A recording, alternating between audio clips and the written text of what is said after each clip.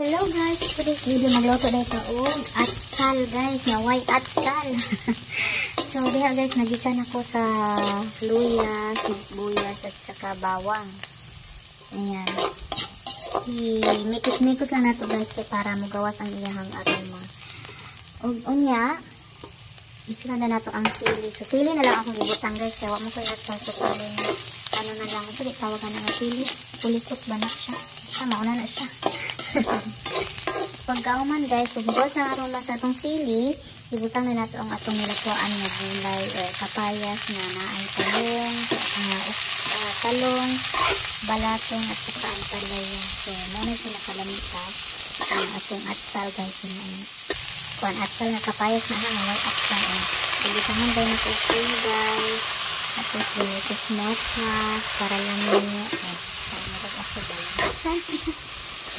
And then, bitangan ko na ito sa oyster sauce kunti para malami. More lami. Ano ito guys? Simple.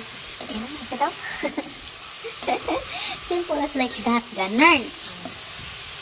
Tapos, imikos-mikos lang gaya na ito guys. Para mulami sa more. Tapos, burburan at basa naman. Mahirap sa talaga. Aman, mikos-mikos.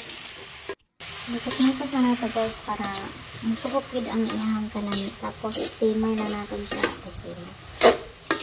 Steamer na natin siya kadali guys. Kaya para matupokid ang iyahang kalamit. Kalamit. Sana ulamit. Ay. Kailangan. Pagkakalami, kaya siya kaya as in flour. Diyan may pinaka-pop dito na po. Every time, mahal na araw guys. Diyan na, luto na sa akong papa. Apo, pinamahiwa akong papa o papayas guys. Para lang magluto at sal.